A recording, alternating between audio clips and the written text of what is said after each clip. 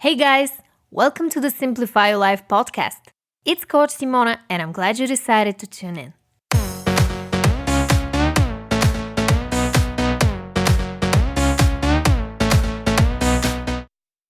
What's up, everyone?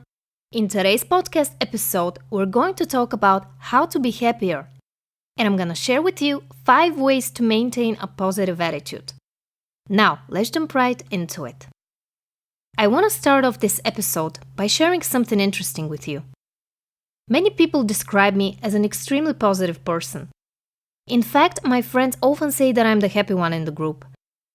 What I find interesting here is that I'm not always like that, but people often assume that I am. In fact, I've worked really hard to shift my mindset from negative to more balanced and positive. I still have days when I find it difficult to smile, especially when I'm faced with a serious challenge. But I have found 5 ways to maintain a positive attitude, no matter the circumstances. And now I want to share them with you. My first tip is to stop beating yourself up for being negative. Many of us are aware of that little negative voice on the back of our heads that keeps us stuck, lonely, and afraid to take action. But what some of us miss to understand is that when we are judging ourselves for not being positive or not being at our A game, it's that same negative voice that is actually talking to itself. So the first thing you can do to cultivate a more positive attitude towards life is to become more aware of your thoughts. One of the best ways to do that is to track them every single day. It sounds like a lot of work, but it's not, especially if you have the right tools to do it. I've made a downloadable PDF that you can use every day to track your negative thoughts and find better, more positive alternatives. You can download it for free by clicking the link in the description below. If you're constantly negative towards yourself, no wonder you find it hard to maintain a positive attitude. Remember, what we receive from the outside world is a direct reflection of how we feel inside. If you want to be happier, you have to start by observing your thoughts and letting them go. At the end of the day, they're just thoughts, nothing more. My second tip for maintaining a positive attitude is to do the right thing.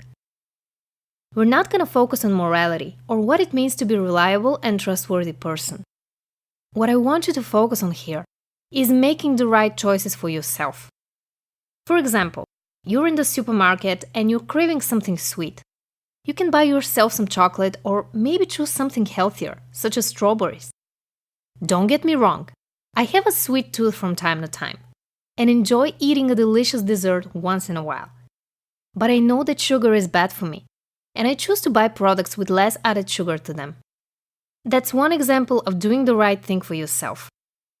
Another one, exercising versus becoming a couch potato. I love me some Netflix on the weekends, but I know there is a time and place for that. If I don't do my yoga and exercises every day, I don't feel as energized as I want to be, which has a negative impact on my overall productivity. So I choose to do the right thing even if I don't feel like it. Now, you may be asking yourself, but Simona, how is doing the right thing helping you maintain a positive attitude when sometimes you don't even want to do it? Aren't you going against yourself? No, you're not. You always know what's best for you. No one else can tell you what's best for you. Only you can feel it in your body. Your gut feeling never lies. If you have to choose between 2 things and you're not sure which one to go for, imagine doing one or the other. You may imagine feeling the pleasure of doing the wrong thing, but you know you won't feel good about yourself afterwards. And you may dread doing the right thing now, but you're aware it's going to benefit you in the long run. Being a positive person is closely related to how you view yourself.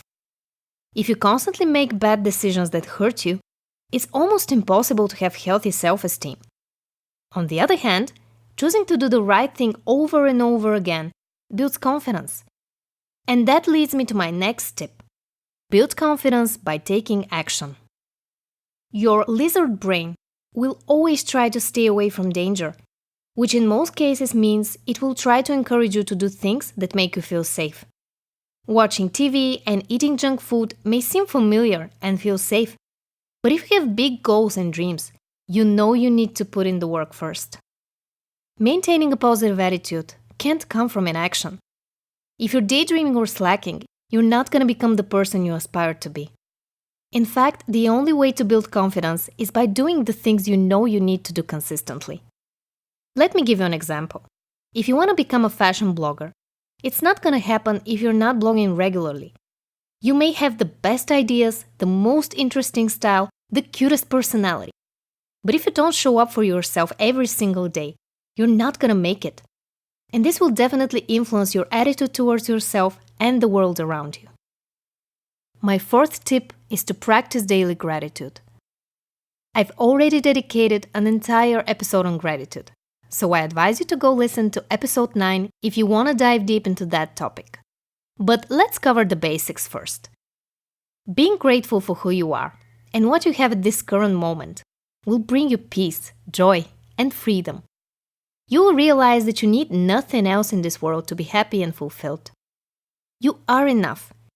You are here, now, and nothing else really matters. You can practice gratitude just by looking around and letting that feeling of gratitude wash all over you. Or you can keep a gratitude journal where you list 3 things that you're grateful for every single day. Or you may just visualize the people that you love the most. Gratitude is very personal, and I'm sure you will find the best approach for yourself. The important thing is to remember that if you want to maintain a positive attitude, first you need to learn how to be humble and grateful for what you already have in your life. Tip number 5.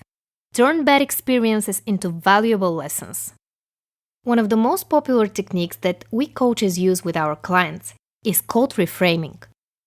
It's all about taking an experience and looking at it in a different way. Let me give you an example from my personal life.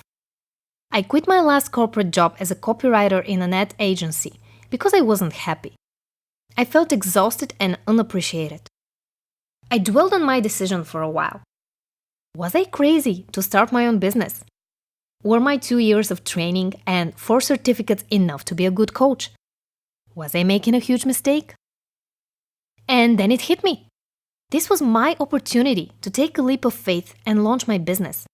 To do the thing I know I was put on this earth to do. To believe in myself enough and take all that fear, anger, and pain and transform it into fuel for my business. And I'm so happy that I did. Every time you have a bad experience, try to see the lesson in it. There is always one. You just have to pay close attention, not to your inner dialogue, but to the way you actually feel inside. When you reframe the way you look at things, you will see that beauty is all around you. Opportunities are just waiting for you to grab them. And you're capable of so much more than you think. So, what are you waiting for? Now, let me know in the comments below. What do you do when you're stuck in a rut and want to sprinkle some positivity into your life? As always, make sure to like this episode if you liked it and subscribe to my channel if you don't want to miss out on my weekly podcast episodes. Thanks for listening, and I'll talk to you in the next one. I love you guys. Bye.